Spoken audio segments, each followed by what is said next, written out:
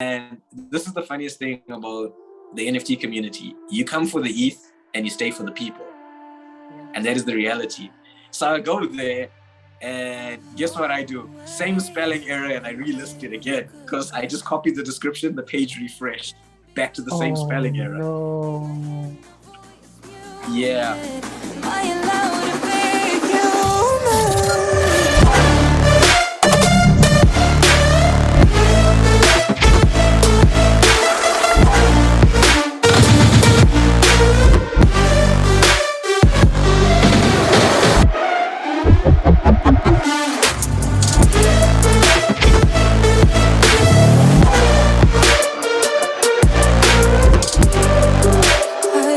All right, so today we have with us a very special guest whose work is absolutely stunning. The first time I saw this work, it was in the Ancient Future Gallery in Cryptovoxels. That's created by another artist that I know, Izzy the Artist. He's also one of my favorite human beings, and he's also an incredible artist as well. But the first time I saw his work on the wall in the gallery, I was like totally mesmerized. His artist name is Vintage Mozart, and which is already a super dope name. But he's also the founder of the African NFT community. And if you ask around about Vintage, you can see he's building like a really amazing and supportive community. And so I just want to welcome you to the show, and I want to thank you for coming on, Vintage. Hey, Albert, thanks for having me. And I must state that I am also a co-founder. Well, actually, I'm a co-founder because I work with Dark Mist as well. Like as that, like, yes, I was like the initial person, but when, just to get a little brief history, I started the community, and then the co-founder being Dark Mist, like I have to give him a shout out, came in and assisted me, bringing in a lot of people, and we like joined together, like we're like brothers in bond, like, and work very, very well together. And yeah, that's kind of like when we had a mission, when we're starting, like, if you don't mind, if I just talk about the community. As we start, like when I started off as the community leader and head, the idea was to create a collective of artists to attract people that want to collect African art. And it's been history ever since, man. Like I feel like we're a family of people, and week by week we grow. Like it's one of those things. It's like a big support basis that is not for me, but it's more of a continental thing. And that's the brilliance behind it, because it's like not just me that is selling in the beginning, like it's more of other people. It started off as something of me trying to onboard people in my country, because I'm engaging into like the crypto universe and all that kind of stuff is kind of difficult. But like now it's turned into something bigger, that we're now a collective of artists that people can come and view. Yeah, there's so many dope artists that are in that in your group. So I saw that MC Hammer was posting your work, right? I was like, oh, that's cool. So congrats on that. But could you tell us and tell everybody, right? When did you first start creating art? Started creating art, I would say I was probably like 7, 8 years old. And becoming a digital artist, I was about 16 years old.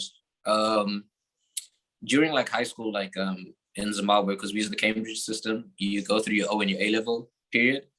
And for my O level examinations, when you're like 16, the final, I was a fine artist, but on my second paper, I decided to do digital art. I knew nothing about Photoshop, and I used a program called Inkscape.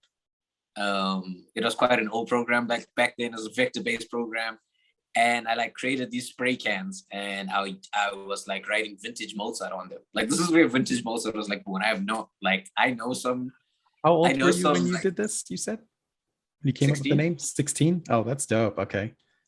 Cool. It came because of people like teasing me, because like when I was like in high school, people just go, "Oh yeah, Picasso," you know, like those backhand compliments. You know, those backhand compliments because you're the drawing kid. Yeah. Like that's what people knew you for. And then a lot, well, with one of my friends, like I used to listen to a lot of old music and all this kind of stuff. So Vintage Mozart was kind of like a double insult, like, yo, you old, like type of stuff. So that's how I started. Wow. It kind of morphed as I went into, and it became from Mozart, from listening from Wolfgang Mozart music to like Mozart, like the art part of it. Yeah. So yeah, like, and since if you like read in my bio, it's from Renaissance to Resonance. So a lot of my artwork is when sound meets visual. So that's the way I look at it. And it's like, I like to think that I pay homage to all the greats, and I was a student of the game. So when I did start my career, I was like, yeah, around there. And fully fledged, when I could call myself an artist, I would say I was about 18 when I created my first ever series that didn't make it into Instagram. So that was like the beginning of my journey of like becoming vintage Mozart. And then he officially became a being my first year of university. I was about 18 and a half years old, and I released my first series called Greg the Giraffe. That's still standing up there like on my IG. And even till now, that is still my favorite piece that I've ever created, because that was like me back then, like at my skill level. And like I appreciate that version of myself more than I do now. What was that one called again? Oh, it's called Greg the Giraffe. It's like literally my first post. It was like the series. Okay. We'll check it out. We'll definitely check it out. Yeah. He was like a cartoon giraffe, right? And he's inspired by like 80s action movies, like and 90s, like Face Off by Nicolas Cage and John Travolta and like all that kind of stuff. So there's a lot of like Die Hard and all that kind of stuff. So I used to like draw this character from when I was like 13 until I was about 60. And then he became digital later on in life. Like, he was just a weird giraffe I always used to draw. And I have no idea why, but I always used to draw giraffes and garden gnomes. Those particular things when I started. Like, I still don't get it now. I don't know why I like giraffes and garden gnomes, but those are my two favorite characters. What a combo. Yeah, so that's part of my Genesis story. That's so cool. So how's it been like growing up as an artist in Zimbabwe? How's it been for you, and how is the scene there for artists? I'll be honest with you, like my parents are like white collar parents. Like they always wanted the best for me in terms of like education and everything. Like when I enrolled into university, I enrolled as an architect. So the support basis was there, but it was not there. It was like them being very, very wary of the whole classical tale that artists die broke and you sell your paintings only when you're dead after you're popular. So there was the basis of support because my dad himself is an artist, right? Wow. And so like an art career, like even me doing it during high school, doing it for like my A levels, they knew I was interested, but I'd study computer science as well and geography on the side, right? That was always my goal and my mission. And then when I went to university, I enrolled as an architect. And I quit after, I think it was the first week, and I enrolled as a graphic designer. I didn't tell my dad until my third year of university. So they're thinking you're like this architect getting a degree, and you're like, hey, by the way, I'm working on art. Yeah. So that's kind of that's kind of like on the basis, like they didn't really like shun me, but they're like, okay, cool.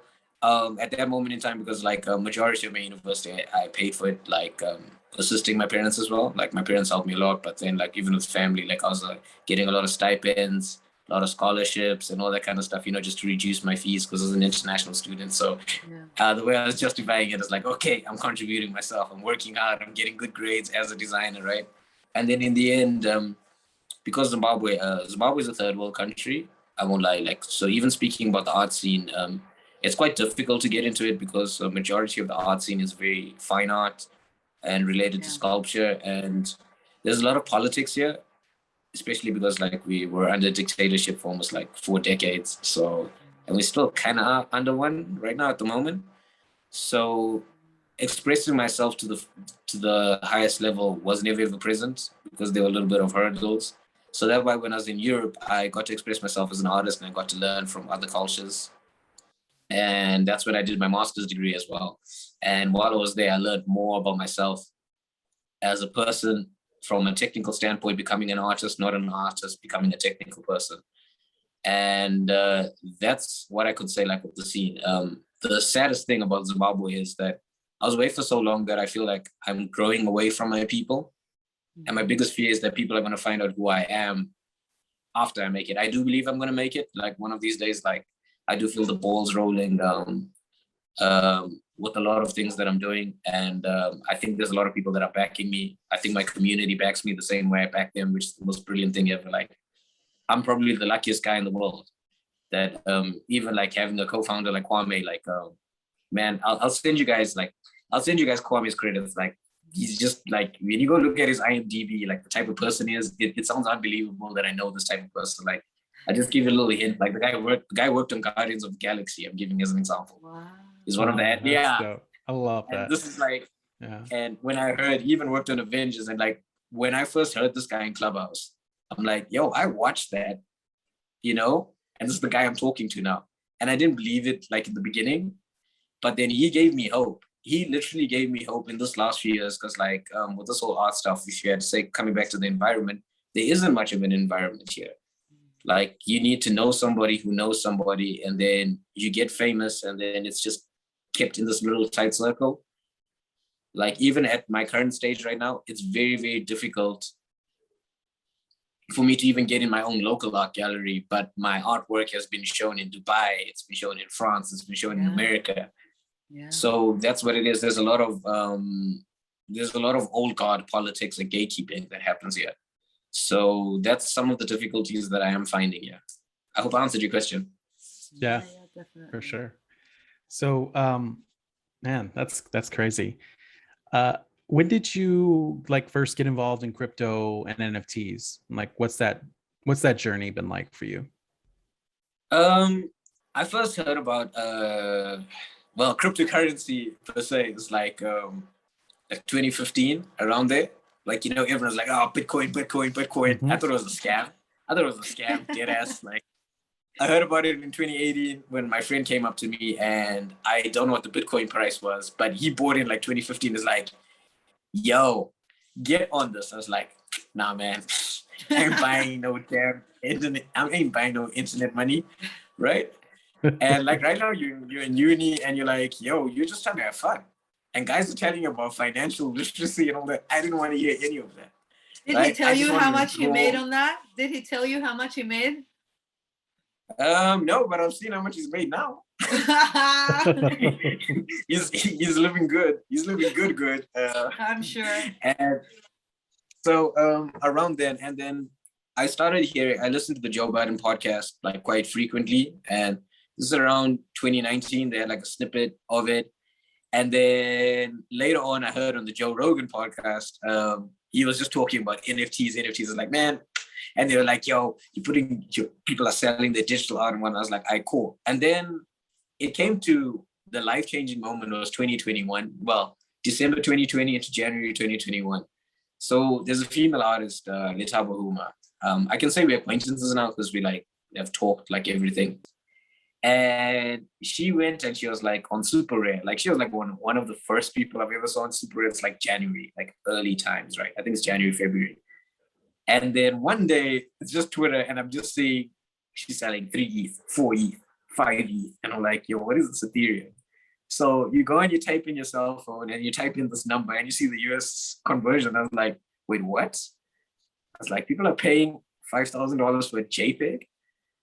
And then I was like, nah, this can't be true. I go and I ask her, and then she goes and she explains to me, she's like, oh, no, it's not just a JPEG, right?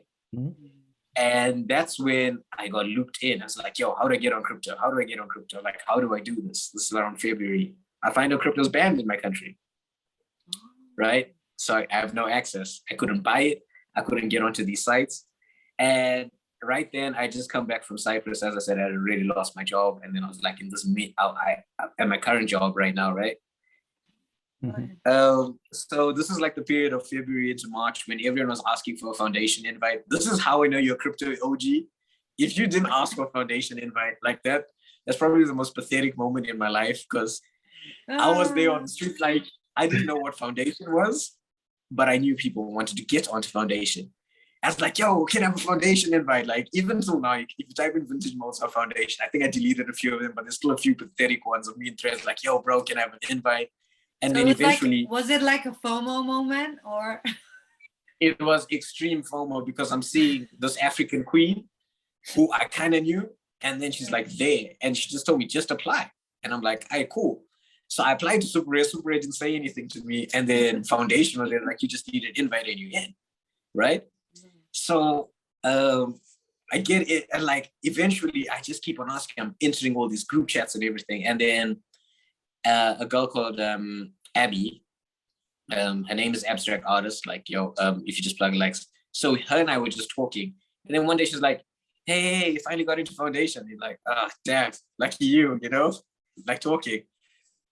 2 days later, she sends me an invite. She's like, hey, I got you your Foundation invite. This is around March. So this is a month of begging for an invite.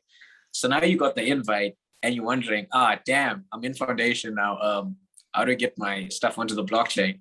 So what I did was I sent my cousin, I didn't know what gas fees were, that like kids, like, let me just say, the kids are having it easy now, paying the $10 gas. I saved up $450, right? I sent it via Western Union. By the time after the charges and everything, it right is $400 to my cousin.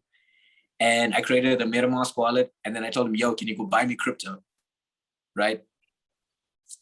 He goes and he buys me crypto and he sends it to my MetaMask so I can put out my artwork. And this is my first ever piece, What's a God to an Unbeliever? Right? And there's Azrael, What's a God to an Unbeliever? Right? I go and I list it, right? And this is the funny part of the story. It has spelling errors in the description. So collector Mansa Musa hits me. I was like, yo, you got spelling errors in your stuff. And I had paid $200 in gas just to put the piece up, right? I didn't know Foundation needed to mint and list it. I had no idea about all the stuff. Like, no one warned me how expensive it was. So I was like, okay, cool. This is like maybe 2 o'clock in the morning. I don't know why I opened my Twitter at that particular time. It's like, hey, yo. So I was a bit nervous. It's like, yo, I want to bid on this. And I was like, okay, cool. I go and I edit it, and I didn't know you couldn't edit it and you have to burn the piece. Burning it cost me $100. So bear in mind, I say I had $400 worth of ETH, right? I go there, I'm like, it's cool. And now you're burning up, you're now on 350. I think it was like about $350 I had already wasted. And then now I needed to relist it, but then gas was higher. So I had to get my cousin to send me 100. I was like, bro, this guy's about to buy this piece. The reserve is at 0.5. This is $800. We're spending 600. We make 200. I was like, I'll give you 100, right? That was my deal. And this is the funniest thing about the NFT community. You come for the ETH and you stay for the people. Yeah. And that is the reality. So I go there and guess what I do? Same spelling error and I relist it again because I just copied the description, the page refreshed back to the same spelling error. No. Yeah. Oh, no. So it was like, are you guys frozen? No. No, I'm just like, we're just still like, shocked. oh no. So it's like, I made the second mistake. And I was just like, oh man. And then I asked my cousin, yo, it's middle of the night. I don't know why he was awake, but the UK is 2 hours behind. And he's awake at 1 o'clock in the morning. He's like, yo, dude, send me ETH now. Do it. Goes and he buys it like blindly. Like, this is like my day one cousin. Like, he's like a brother to me. Yeah. And he's like, man, your JPEG's really, he's like, I'll never forget this message. He's like, man, your JPEG is hella expensive. He's like, do you know $700 what that can buy you? And it's like, you know, it's rent for a month. It's like, trust me. I was like, trust me, man. Anyways, we go there. My reserve at that time was 0.5, right? I go there. I see the bid happens. Mansa goes the bid. And then I was like, something told me trust this guy. Then I see I get a bidding war. Okay. I didn't know what a bidding war was. And the next thing, after the auction settled, it's an ETH. I was like, this is cool. Let me list my next one. No bid. Listed the second one. No bid. Listed the third one. No bids. And then now I just had a bunch of artwork that wasn't selling. And I figured out something that one day, Dario De Siena, I'm pretty sure you guys know who Dario is. Dario, I go into one of his room and then he goes, hey man, kind of like your picture. He goes there and he starts just talking to me, all this kind of stuff. And then I go release a piece of artwork, right? And I ask him like, hey man, how are you doing all this kind of stuff? We go and we have a simple conversation. And then seconds later, Dario buys my piece. I was like, huh? And then another guy buys my piece. And then I was just in this collector base. And then I released the second one. And then guys just started buying my work. And then I started going into this group called NFT Collab Club that's hosted by Trish. I think if you're in Clubhouse, you know who Trish is. Yeah. And I just started, I went there and I talked about my artwork. And then that's when I found out how important community is in the NFT space. Because no matter how much level of popularity is, people invest in artists and not the art. Yes. They can see you. They can see you. They can see you from a distance, and they can see your talent in quotes. But a lot of the collectors that I've met, they do a 2-week little browsing thing, seeing how you tweet, how frequently you release your work, how are you with people. They want to know who they are investing their time and their money into, and understandably. And this just shows, as much as I'm 27 years old now, right? I was still very new. I was a baby in the space. Like before the NFT community, I had never sold an art piece in my life. Like this was my first ever sale coming from there. So there's a lot of excitement coming in. And when I say my first, it was the first real sale. A lot of the times was me drawing my friend's face and they give me $50 or something like that. You know, it really wasn't a commission. Like, I had commissions, but I had no art sales. I had never had someone coming and buying a vintage Mozart piece saying, hey, I'm interested in this. Can I purchase this? So you're going in there. And while I was going in through the crypto journey, I was like, I'm the only Zimbabwean here. Like, it was a bit weird. Yeah. And I was like, how come my people can't get on? And then I remembered, oh yeah, people can't buy crypto in my country, right? And that's when I thought of, I started a little group on Twitter, and there were a bunch of African guys, there were about 5 of us. And this is when I came and went into Collab Club. And then once I had my 1 ETH, I already had the money. Well, it was 0.85. Sorry, the important part of the story I forgot. I didn't even know Foundation charge you money to get your money out. I was like, wait, what? So it was very confusing. I had to borrow more money from my cousin to get my money out because I had already burned through my, and I didn't understand that. And I didn't know they take 15%. There was a lot of things because I was still new to the space, and I still Foundation is the greatest thing since sliced bread. So going through all that, so I had a little bit of money. I couldn't take out my ETH anymore because I had to turn it into fiat because I had to send it to my cousin to do it for me, right? But then I had ETH, and Zimbabweans needed ETH, right?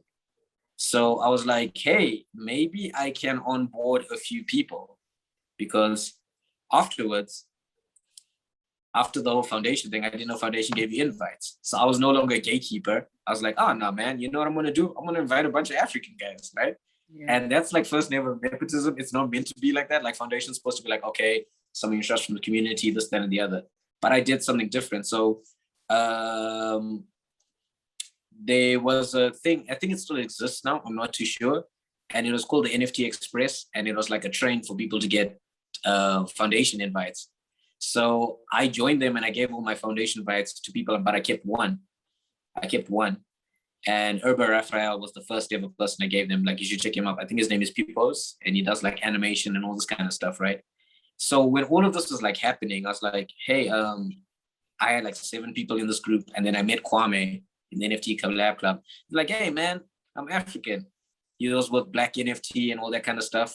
I knew about Black NFT, but me not knowing much about it, I thought it was more of an American thing. So I wasn't too sure like how to get into the community. And the thing is like, oh no, man, he just says like, oh no, man, just come in. And he introduced me to the community. And I was like, hey, so while I was going into the Collab Club, African NFT was like founding. This is like around April.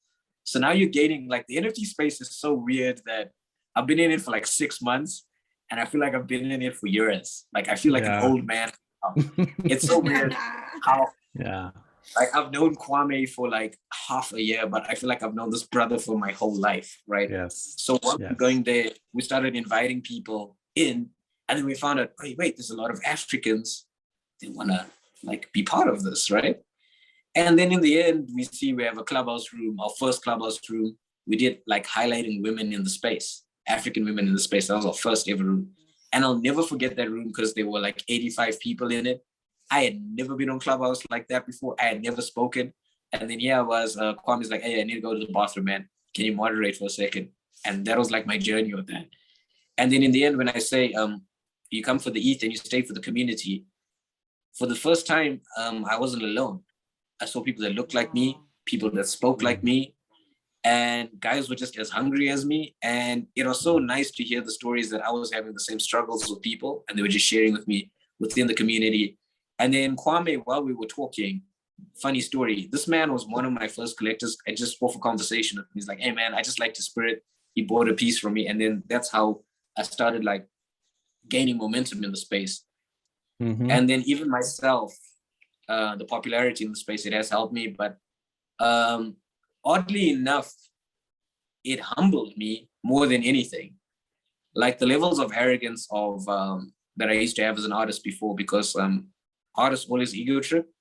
But then I started seeing some people that were on my level or even better, and I was like, wow. This is even bigger than me. Like every single move I make, every single thing you do. And it just became incredible that you now started going into other communities, like the Asian community, starting to learn like, hey, Asian people are making art. And then, no, okay, obviously that sounds so wrong, but I mean like, no, Asian I understand. yeah. Obviously, yeah. It does sound wrong.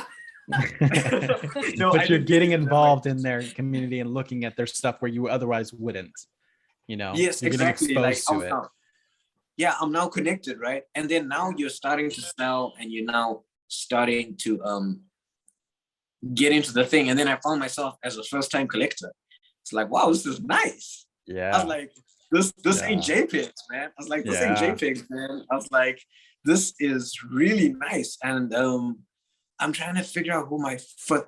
Yes, I remember Violetta. She was my first ever NFT. Oh man, like I need to look up. I need Eye Above the Sky. That's the Instagram. She was my first ever thing, because Violetta always used to like talk to me. And then there's just one day I was like, I never saw myself as a collector, and I looked at this piece and I was like, I have 0.25. You know, that's what I said to myself. I was like, and then I just clicked buy, and then I was like, did I regret this? Till now, I've had so many offers, and I'll never sell that thing. Like, it's precious to my soul. It's not just a JPEG. Yeah. Oh, her work? Oh, and yeah, I'm it's looking so at fun. it. She's so diverse. She's like, and the NFT space has been amazing for me in one aspect, that I have met people that I was fans of that I now talk to as friends. Like, I love that. Yeah. This is something money can't buy. That is the truth. Like the relationships, the building with the community, like even people coming up to you and like saying, hey man, thanks so much for introducing me to so-and-so. Or even like instances like Izzy. Like I'm now the guy who's being plugged. You think because you're a community founder and you're a head and all that kind of stuff that you don't need assistance. But now you do. And Izzy like literally like helped me meet you. All through a gallery, like segue into the story, like me ignoring a DM for like a month and going like, oh man, I don't want to put my work in whatever crypto voxels is. Like, this is like funny how I'm going through the timeline in Switzerland, May into June. It's like, come on, man, just do it. And then I was like, nah. Izzy came into our room and it's like, hey man, do you want to send me your art for the crypto voxels? Like, oh man, my internet's bad. I can't go into crypto voxels, you know, all that kind of stuff. And then one day I was like, okay, cool, dude. I give it. And it's like, hey, sure, just come and show up in my room. He's hosting a clubhouse. And then I'm talking to Izzy. And then I was like, wait, this guy really cares. I go and I see his stuff. And he's explaining to me about all this art and all this kind of stuff. That's why I said it was a very humbling experience, because when you come from a country like mine, or even just talking in the world, you're so defensive on people trying to help you. Like, why are you trying to assist me? Like, why? Like, what do you want? What's your Yeah. What do you want? Yeah. Like, what is your motive? What do you want? And then I go and it seems like, hey man, this is my gallery. And it's like, see, I put you right next to Kwame. I think you saw Kwame's art. It's Darkness. It's right the one next to me on the wall. And there's exactly. So I'm just there and I was like, bro, this is pretty cool. And then I'm seeing all these other countries and he's showing me these Peruvian artists. And I was like, yo, this is insane. And then I was like, yo, dude. I was like, what's the catch? He's like, oh no, dude, I just really, really like your art and I thought it would look good in the crypto voxel. And I was like, wow. And then I started learning so much. And then to the extent that Izzy's become a friend. Like, and then now when I hear that a gallery you curated has helped a few people get sales. Yeah. Like it's so I found you. I would have never found you otherwise, like maybe on Instagram, but just seeing you there is like seeing it and experiencing it in the virtual world in that way for me was just like, I literally stared at your work like in the crypto voxels, I'm imagining I'm standing there, but I was just like, whoa, this is really cool, you know. I imagine in like VR, it would be a totally different experience. Like your piece that I have, the one, I forget what it's called. Lost. Yeah, lost yesterday, right? Lost in yesterday, yeah. Yes. So that piece, when I saw that, I was just like, I have to have this. But the most enjoyment that I've gotten out of it was putting it in my on cyber gallery and like staring at it. And I'm just like have it in my gallery and I could just like look at it. I'm just like, and hear the music and like be like, I was just like, this is so cool. Like I'm never like, I have 2 of them. I'm like, I'm gonna sell one, but I'm not selling the other one ever, you know. I was like so shocked because like it was my birthday piece. And funny enough, this was my renaissance. Like I went through a very bad spell of not selling at all. like it's so weird. This week has been the most fantastic week in my life. Like man, like I don't know how to say this. I don't want to sound arrogant or anything, but like it's been fantastic in the sense that I've sold out this week every time I put out something. Wow. I've never had this feeling like I shed tears the other day because I was like, this is working. Like this is actually working out. Like it wasn't just guys saying, hey man, nice art. It was guys investing. Like I've had guys DMing me saying, yo, when you have a drop, please reserve this for me. This is my ETH address. I've had like how you went and you bought 2 pieces. I was like, wait, people want to buy 2 of my work? Like when you DM me, I was like, wait, this person actually wants to get to know the artist, which is not very regular. Like I know like one of my biggest collectors being EBA ever. He owns everything but I think 3 pieces of mine. And the time he hasn't purchased a piece, he's either been on holiday or he was asleep. And it sold out.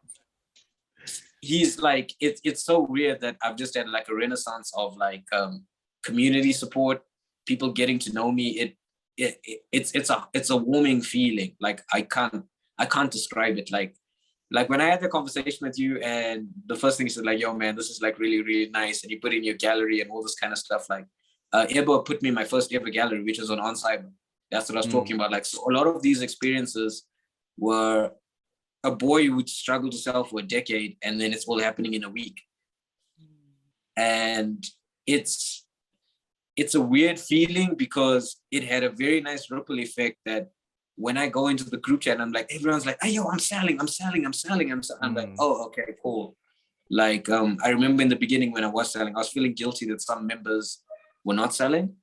And then now I'm seeing everyone has got their business model that people are investing in African art. And I'm like, okay, cool. This is pretty nice. Like, I feel like sometimes, you know, like the end of the Avengers, I think it's Endgame, when Thanos like sits down and he looks at the field and there's like peace. And the greatest joy is seeing other people win.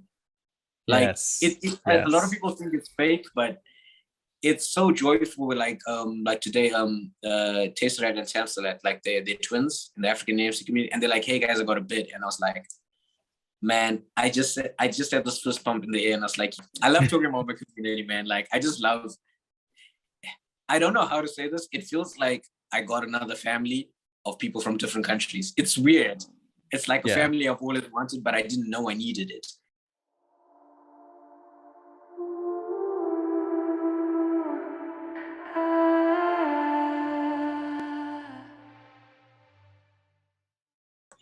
This is my first ever piece, my first ever NFT. Yeah, you mentioned it. Wow. This is badass, though. I love it. So what did you guys like to know? Yeah, tell us about this piece. What was the inspiration for this one? The inspiration, funny enough, like when I was making this piece is actually 5 years old and was evolving. So it was meant to be called She Warrior, and it was a comic that my friend and I were supposed to be doing. And we never ever got to grasp the full idea about it. So it just kept on, and then I had this bunch of photography. I was like, hey, yo, what am I gonna do in the NFT space that's gonna like shock people? So I just started doing some research, and I was listening to Watch the Throne. I'm a big Kanye West fan, right? Big Kanye West fan, big Jay-Z fan. And I was listening to No Church in the Wild, and I was like, oh yeah. And then one of the hook is like, what's a God to an unbeliever? And I was like, okay. And if anyone knows anything about me, like I'm very, very into, because of my time in Cyprus and like studying art history, I'm very into Greek mythology, Norse mythology, and Aztec mythology as well, and even African mythology. So vintage Mozart, like even through, like I realized a bit later, but like I use a lot of gender juxtaposition on a lot of stuff. So Azrael is a male god, and he's the god of death, right? And so I was like, hey, wouldn't this be cool if Azrael was like a woman? And then I just depict them as a powerful goddess. And like, this is what the underworld would look like. I was like, I create so much happy art. Let me create something dark and striking. So the Aztec symbol, like right in the background, right? I had a friend help me with it. Like I know very basic 3D knowledge. And then when we were creating it, so there's a lot of African symbols in there. There's a lot of Aztec symbols. There's a lot of Maori symbols in it. So I was like, okay, cool. I created the piece, and then I wanted to create like emotion and like her being the throne. Like the original, the initial name of the piece was Watch the Throne, Azrael. And then I thought to myself, like, man, I can't call that Watch the Throne. Like people look at me kind of funny. And then I was like, okay, what's a god to an unbeliever? I was like, okay, that's a very, very catchy name.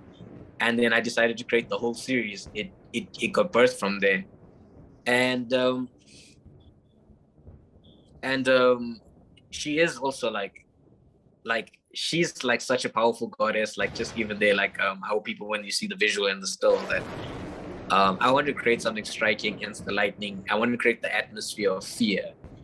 And in the background images is like, I was trying to show that time is frozen. So that's why there's a lot of cracks.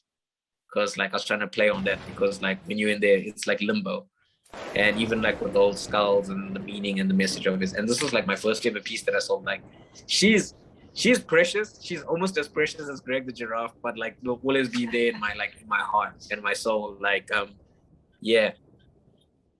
Cool. This is the one. Ooh. This is the one that got me. I had to get it. I should have bought more of them. Oh my god, I love this piece. Tell me about this one. Okay, so I'm a big Tame Impala fan, right? And they got a song called Lost in Yesterday, right? Like you'll see a lot of my titles are influenced, like music influences a lot of stuff. And I bought this beat, I can't remember from who, because like I buy a lot of music. Like I do know how to compose some of my songs, but sometimes, you know, you want the fine product, anything. I bought it from the site like a few months ago, and the royalties on the site, so like it had no complicated thing. It's like one of those sites where it's like royalty free and you just buy it. And I went there and I was like, okay, I'm going to use this one day. So this piece was for my birthday, and I released 27 editions. And the thing was Lost in Yesterday because it pays homage to all my art forms. If you do notice, like, and you go through my timeline, there is like almost every single element that I go through is in here, like the winged element, the flowers, the crystals, the oceanic, even the seahorse. These are elements I used from back in the day. So I wanted to combine every single thing. And this is 27 years of Mozart, and it's Lost in Yesterday. So it's a backward flash in time. Wow. So you're going back. That makes this piece so much better that I know all this. This is so cool. Yeah.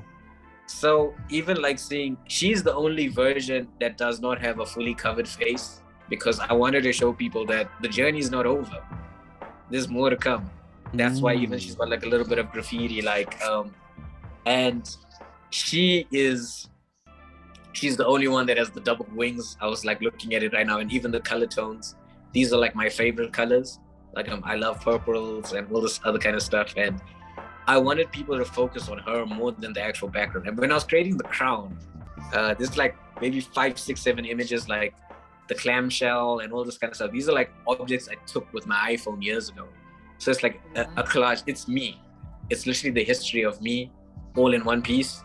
And when I was selling it, I sold 27 because I wanted to be accessible. Like I was like, I want people to get this. Like I was like, I want people to get this without me explaining. And when you see the motion, There's like little bubbles that are like moving inside it and everything. And this is kind of like a new tech. When I say lost in yesterday, this is the future of Mozart, like the motion graphics that I'm doing. This is something I learned about a month and a half ago, and like trying to perfect my craft, because I have a series called A Monochrome Moment, and I'm going to be releasing the animated versions of the stills, because at that moment in time, I wasn't able to project my idea, but I'm showing people the new Renaissance. That's why I say from Renaissance to Resonance. And I want to show people that, hey, yo, I can still improve if you give me time. And I'm glad everyone who collected this gave me enough time, because this piece, I worked on it for maybe 3.5 years. I have so many copies of it. Like, there's many versions of this particular piece. Like, some of them are actually on my Instagram and no one pays attention. Like, there were versions of this piece going and building up to this, because sometimes I just post my work in progress. This is how it looks. And then when I was working on this, I said, okay, today. I started from scratch and I was like, okay, today is the day you come out. And thank God people resonated with it. Like I love her to death, man. Like, she's like in my top 5 of my favorite that I've ever created. Man, super cool. This is such a good piece. I love it. All your work is, I feel like that about all your work. But this one just, I saw this and I was just like, I have to have that. God, oh, that's beautiful too. I don't think I've seen this one yet. Oh, snap. This is the piece I was talking about, Diogo Lando. He's a Spanish artist, and we met in the metaverse during my period of collecting foundation invites. So he's like one of the OGs. Like, he was one of the guys who told me like, hey, yo, man, yeah, I'm glad I got your foundation invite. He was one of those guys. So Lando hit me up and he sends me this image and he's like, hey, man, do you want to do a collab? He's like, I was like, hey, yeah, sure. And he says, okay, I'll do my part and you do your part. I was like, what do you mean? He's like, no, we're going to do the same face. We mirror it. And so my side is on the left side. Well, I think people kind of know my distinct style. Your styles. Yeah. Afterwards, like, if you guys want, I can explain why I do all this kind of stuff, like, once we like get through it so people can understand. But like, Lando was like coming up to me and he's a great artist, like, even with his stuff. This is the one I was telling you that was available. And I feel like it's going to get a right house, like right now, because it's on foundation. It's my last foundation piece. But when we were making it, I called it A Tale of Two Cities. 1, because of the book, 2, because of the movie, and the 3rd one because of the song by J. Cole, A Tale of Two Cities. I was going to say, don't tell us because of the song. Oh yeah, most definitely. I knew it was coming. This is beautiful. The way I look at it is that since I'm an Afrofuturist, right, it's a tale of two cities, but there's no band ending. There's no yin and yang. It's just one. Like, it's 2 different styles, but they're both beautiful pieces of work. Like, my biggest regret is that Lando didn't make a separate version that I could buy of his. Lando's a very, very big artist. Like, he's a fine artist and a guy who's featured in galleries coming into the NFT space. So the honor was on me collaborating with him. So that's the way I look at it. Like, I was, even him suggesting that I mint it, it was for me just to get a little bit of notice and recognition, which is quite a noble and humble thing for him to come from me. So I really appreciate it. And shout out to you, Diogo, man. Appreciate you. Much love, bro.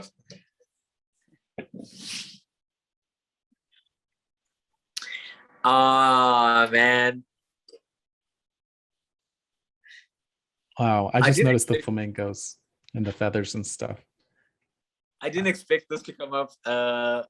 This hasn't been released yet at this particular moment. Tomorrow it'll be available around 6 p.m. Central African time. So that'll be the 13th of August, right? And I picked because it's Friday the 13th, right? So this has got an interesting story, funny enough. And you guys will be the first to ever hear it because the piece hasn't been listed. Yes. So it's called Strawberry Swing, and it's inspired by the song Strawberry Swing by Frank Ocean, right? He's got the remix of Coldplay's Strawberry Swing. So this is from my series I was talking about, A Monochrome Moment. And these particular pieces were inspired by, it came from an insult. Like, someone's like, man, you just bash color and you just throw color every single way. It's like, do you understand it? And I was like, I bet I'll make monochrome pieces. Like, literally, it was a nice challenge. Like, it was a joke between a friend and I, because he's an artist. Like, one of my one of my very good friends, like Alex, like based in Zimbabwe, he always says to me, I'm a Microsoft Paint merchant. And he didn't know I draw. Like, that's what it was. He's like, are you Microsoft Paint artist? Like, just as like a running joke. So one of my other friends goes and says, man, you just throw color and splatter it all around, like as a joke. I was like, I fine, bet. Let me just make colors in one tone. And then I was like, challenge accepted. So a monochrome moment was born, which is probably one of my most successful series because it's all sold out. And then I'm hoping tomorrow will be a good day. And so Strawberry Swing, I was like, I wanted to do something different from the other ones. So while I was crafting this, I was like, hey, let me make this on Friday the 13th. So while I was listening to Strawberry Swing, I was watching the old Fear Street Saga movies. And then I was like, hey, that's what the Freddy Krueger little red lines came through. Like, that's what it's meant to look like, a slash on the face. So I wanted to try something a little bit different. That's why it's a bit brighter. And even the cold look. And the flamingos, man, I don't know why I added the flamingos. It just came in. I was like, hey, okay, this is kind of cool. Let me just put a few flamingos. Yeah. I was like, hey, let me put in some flamingos. It'll be some fly shit. And even like right at the bottom, they just hyper extended flamingos. Yeah. Like, and it looks like a coat of us. I wonder if it looks like a jacket. Yeah. And the idea, once I was going through the flamingos, I wanted it to look like some Moulin Rouge type of stuff. So that's what I was like, so everything was just building layer upon layer on it. And she's different from the ones that I've released. Hey, like I will say, she was probably the one I went the furthest mile like lately, because she's a representation of where my current stance is as an artist. That's where she is. Like, this is like my level currently. I do think I can improve, but this is like my current level, and I love it to bits. Like, it's really good. I love it. I love this. So if I could, let me ask you a goofy question, right? Because we just went into like a whole lot of stuff, right?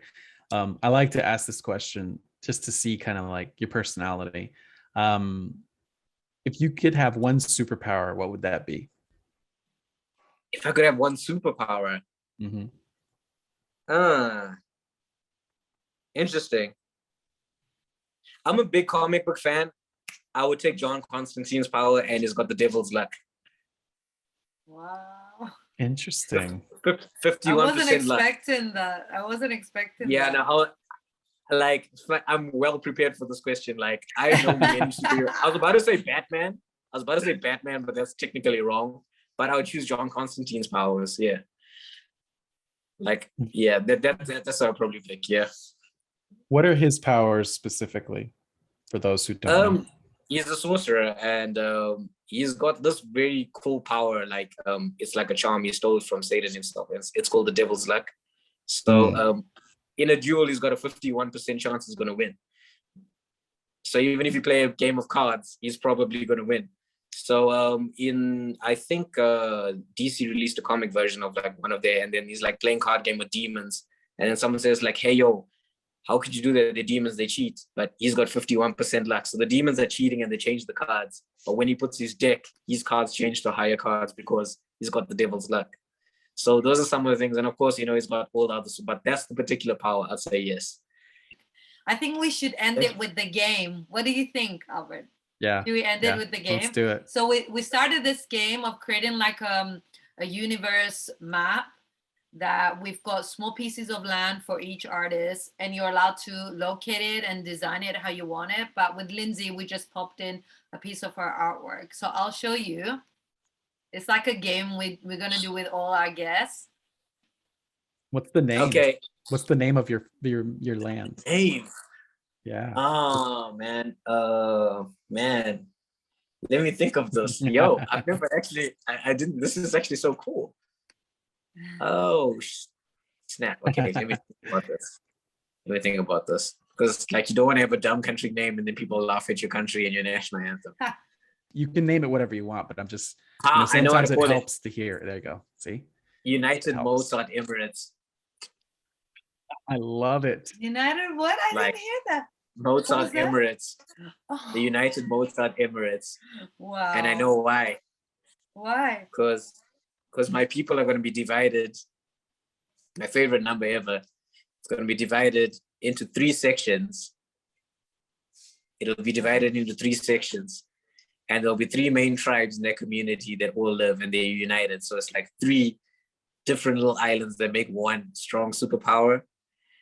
And the way I'm looking at it is it'll be an advanced civilization that looks like Wakanda. That's the way I'm gonna say it, like an African utopia. Everyone is just there. And our city just makes artwork. Like everyone lives off making artwork. Like that's what we export, and we import everything else, but everyone there is just like artists. Exactly. Oh, wow. An artist could be an architect. An artist could be an inventor, right? They invent things. Exactly. Right. So it's all art. Yeah. Creatives. It's like a creative society, man. Like all the architects are like Zaha Hadid type of level, building mega structures, all that kind of stuff. Like everyone is just cool with one another. That's the way I look at it. That's so cool. Can I move it to top right corner? I don't know why. I'm just obsessed with the top right corner for some reason. I just want to keep some distance in case my city comes in with war with the other ones. At least if I'm at the corner, no one's creeping up on me. Okay. Like, yeah, that's fine. Okay, cool. So yeah, that's my idea on it. Yeah. Yeah. So I think cool. we're This done. has been really good. This has been fun. I know despite our technical challenges, it's always so cool to like get to know somebody and the reasons and the meaning behind their work, what inspires them, like the feelings that we get doing this. I hope that it translates for everyone else, right? That they get to experience you as an artist, as a person. Hopefully it brings it's just something that you can show others, right? Like, this is what I'm about. Albert and Elena, it was really, really a dope conversation. And then I'll keep in contact as always. I got an open door policy whenever anyone is thinking. Can I give a shout out to a few people if it's okay? Do that. Yeah. Like first of all, I just want to give a shout out to my brother Kwame. You know what I mean? Dark Mist. You know what I mean? And I'm gonna say shout out to my mom and my dad, raising me, my sister for being there. I'll say Shay. Shay's been a very, very great friend to me, like in the space. She's been fantastic. Like even she's plugging me shamelessly, and every single person in the African NFT community. I don't want to name you guys. You're like 600. So, but guys, thank you so much. Appreciate it.